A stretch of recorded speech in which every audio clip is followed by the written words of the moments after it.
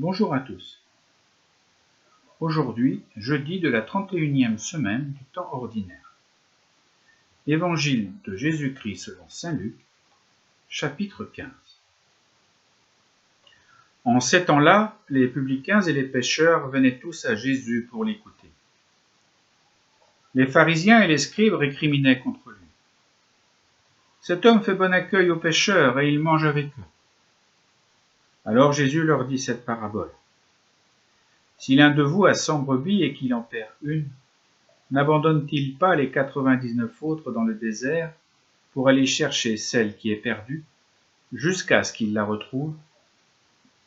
Quand il l'a retrouvée, il la prend sur ses épaules, tout joyeux, et, de retour chez lui, il rassemble ses amis et ses voisins pour leur dire « Réjouissez-vous avec moi, car j'ai retrouvé ma brebis, celle qui était perdue. » Je vous le dis, c'est ainsi qu'il y aura de la joie dans le ciel pour un seul pécheur qui se convertit, plus que pour 99 justes qui n'ont pas besoin de conversion.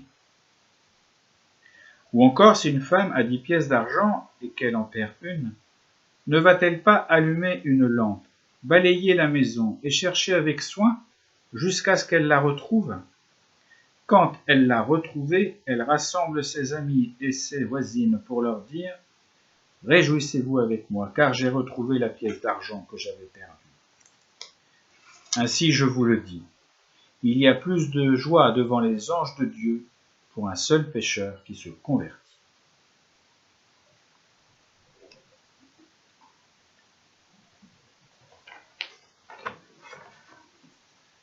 Chers amis, c'est pour moi un grand privilège de partager mon commentaire d'évangile de ce jour avec vous. Vous l'avez compris, bien que le thème de ce texte soit la miséricorde, nous pouvons l'envisager sous divers angles. Et pour ma part, j'ai choisi aujourd'hui d'orienter mon commentaire dans le sens « la miséricorde, source de la véritable joie ». Mais avant d'entrer pleinement dans ce sujet, quelques mots sur le texte. Cet évangile appartient à l'évangile de Luc, chapitre 15. Il fait partie de la grande section que nous appelons la montée vers Jérusalem. Cette section comprend les chapitres 9 à 19.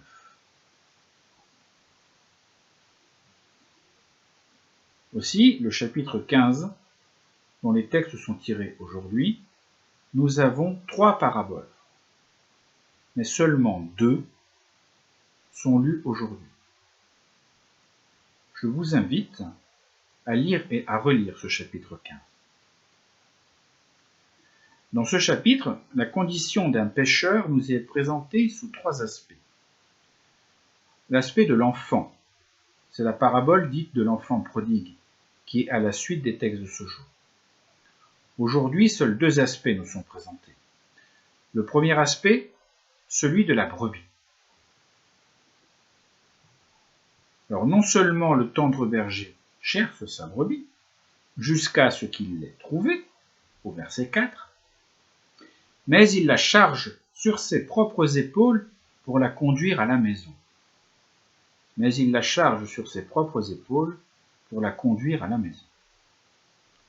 Deuxième aspect. Le troisième aspect, c'est celui de la drachme.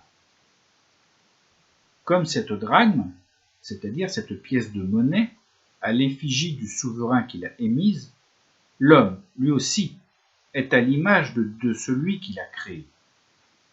Mais perdu, à quoi pouvait-il servir? Il était devenu inutile.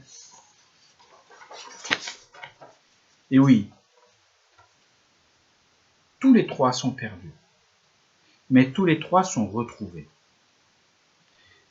Autorisons-nous à prendre quelques instants pour réfléchir à la peine que l'on se donne pour trouver quelque chose que nous avons perdu. Et si la chose perdue nous tient tant à cœur, combien plus nous serons minutieux, précis, intenses dans notre recherche. Eh bien, si Luc prend ces exemples, c'est bien aussi pour nous expliquer la manière dont Dieu nous cherche et la joie qu'il éprouve quand notre amitié avec lui est retrouvée. Et oui, cette miséricorde amène la joie. car chacune des paraboles mentionne bien la joie du propriétaire légitime, une joie qui cherche à être partagée. Partagée tout d'abord dans le ciel. La joie de Dieu rencontre un écho chez les anges. Si nous entendons ceci chanter au moment de la création, puis lors de la naissance du Sauveur, l'allégresse remplit aussi le ciel pour un seul pécheur qui se repent. Mais la joie est aussi dans le cœur du pécheur pardonné. Car le croyant, où trouve-t-il véritablement sa joie?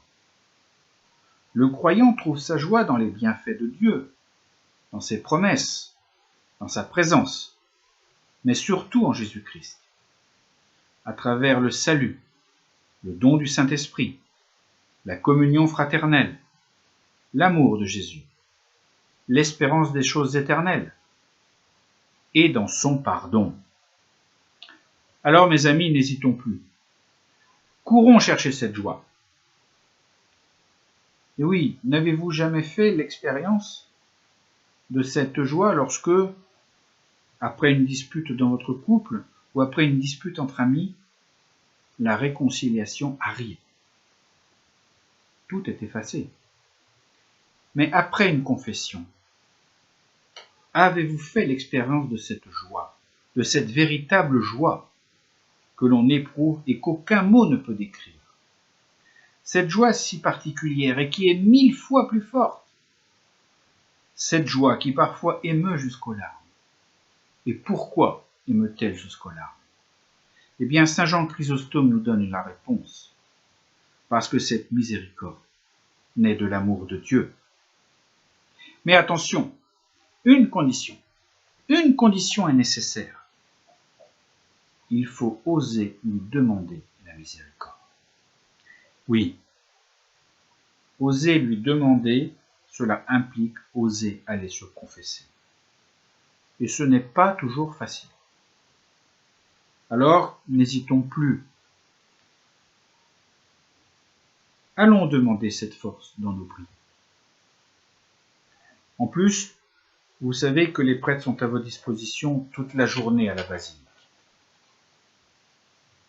Alors, j'ajoute une chose, pour ceux qui auraient vraiment peur d'épuiser la miséricorde de Dieu, ne vous inquiétez pas, soyez rassurés, le Saint-Curé nous a dit « Nos fautes sont des grains de sable à côté de la grande montagne des miséricordes de Dieu. » Donc, nous ne craignons pas l'épuisement. Ceci était pour la petite boutade. Mais j'aimerais ajouter cette phrase du Saint-Curé que je vous donne. Le bon Dieu, au moment de l'absolution, jette nos péchés par derrière ses épaules.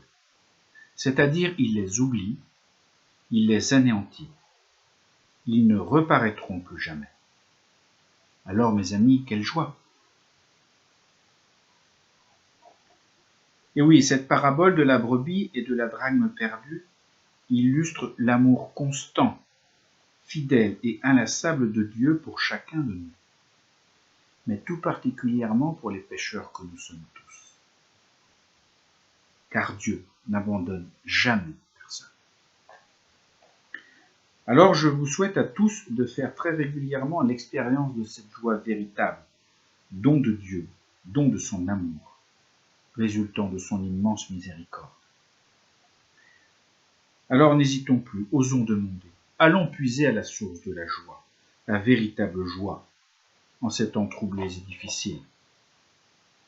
Aussi, dans nos prières quotidiennes, n'hésitons pas à confier tous ceux que nous connaissons et qui traversent de grandes périodes de doute, de trouble, d'angoisse, pour qu'ils trouvent ou retrouvent eux aussi ce chemin de la miséricorde, qui à nouveau, c'est certain, emplira leur cœur de joie.